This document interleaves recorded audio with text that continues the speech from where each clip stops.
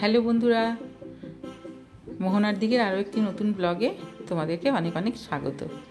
আর আজ একটি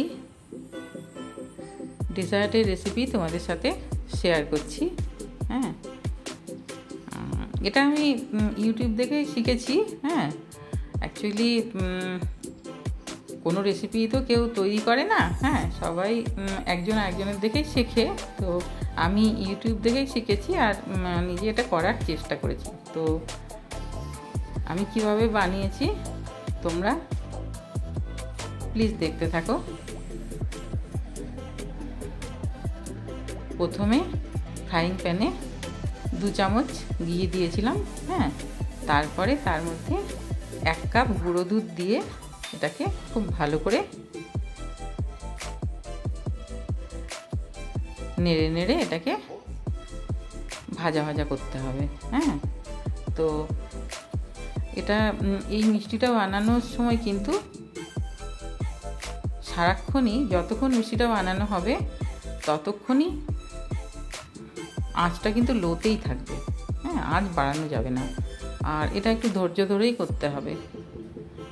তো এইভাবে কিছুক্ষণ নেড়ে নেবার পর আমি দিয়ে দিয়েছি 1/2 কাপের থেকে একটু বেশি চিনি। এবারে মিষ্টিটা যদি কেউ বেশি খেতে চায় সেখানে 1 কাপ চিনিও দিতে পারে। হ্যাঁ, তো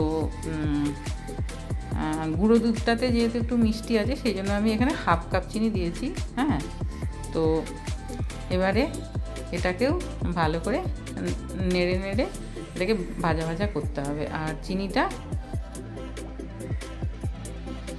আস্তে আস্তে ক্যারামেল হয়ে যাবে, তো তখন কালারটা আস্তে আস্তে চেঞ্জ হবে। হ্যাঁ, তো এইভাবে ততক্ষণ পর্যন্ত এটাকে নাড়িয়ে যেতে হবে। তারপরে দেখো একটু ভাজা ভাজা হয়ে যাওয়ার পর আমি দিয়ে দিয়েছি এখানে 1/4 কাপ সুজি।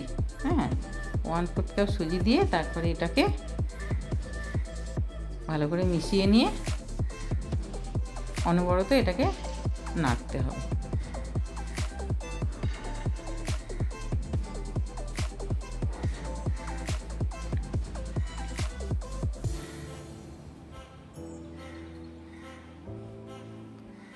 এই যে আস্তে আস্তে দেখো কালারটা চেঞ্জ হচ্ছে, চিনিটা গলে যাচ্ছে। হ্যাঁ, তো সেই জন্য কালারটা এখানে চেঞ্জ হচ্ছে।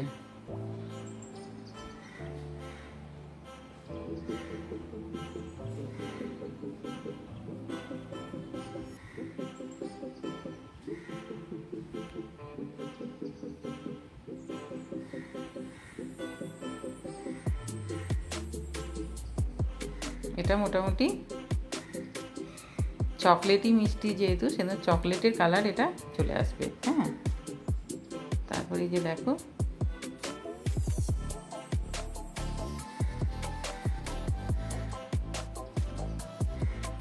এটা হয়ে এসছে। এবারে এর মধ্যে জল দিতে হবে। তো জলটা কিন্তু আঁচটা অফ করে, গ্যাসটা অফ করে দিয়ে তারপর দিতে হবে। হ্যাঁ, তা না হলে এটা কিন্তু জমে যাবে। হ্যাঁ, জমে গেলে তখন আর এটা এরকম স্মুথ করা যাবে না। হ্যাঁ, তো সেই জন্য গ্যাসটা অফ করে দিয়ে তারপর জল দিতে হবে। আর দিয়ে দিলাম একটু এলাচ পাউডার, এটা দিলে টেস্টটা ভালো হয়। তারপর এটাকেও অনবরত নাড়তে থাকতে হবে যতক্ষণ না এটা মোটামুটি প্যানের গা থেকে উঠে না আসে। আর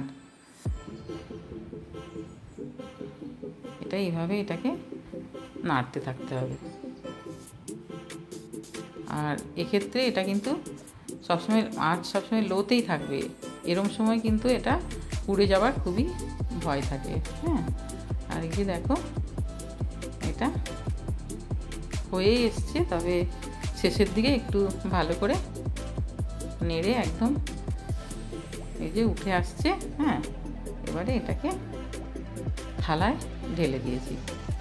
আর থালায় ঢেলে একটু ঠান্ডা করে নিতে হবে। ঠান্ডা করে তারপরে ভালো করে মেখে নিতে হবে। আর থালায় একটু ঘি মাখিয়ে তারপরে এটাকে ঢাললে ভালো হতো, তো আমি ঘিটা মাখাইনি, সেই জন্য গরম অবস্থায় থালায় একটু লেগে গেছে।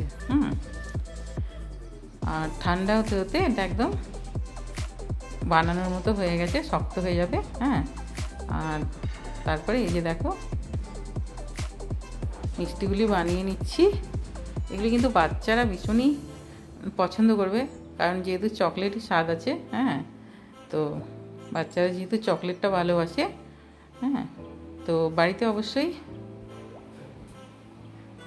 বানাবে। হ্যাঁ, আর বাচ্চাদের দেবে।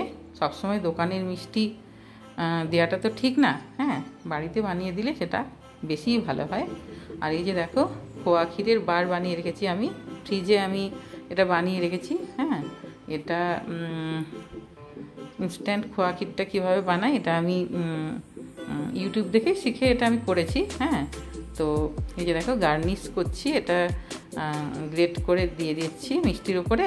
এটা দেখতেও যেরকম ভালো লাগবে আর খেতেও সেরকম ভালো লাগবে, যেহেতু এটা খোয়া ক্ষীর। হ্যাঁ, তো এইভাবে খোয়া ক্ষীরের বার বানিয়ে এটা কৌটোর ভেতরে আমি ওই 1.5-2 মাস মতো রেখে দিই, কিচ্ছু হয় না। হ্যাঁ, একদম ঠিক থাকে ফ্রিজে। তো এইভাবে তোমরা ট্রাই করবে। হ্যাঁ, আর যদি আমার রেসিপিটি ভালো লাগে, মিষ্টির রেসিপিটি, তাহলে অবশ্যই একটা লাইক করে দিও। আর সবাই খুব ভালো থাকবে। দেখা হবে আরও একটি নতুন ব্লগে। বাই।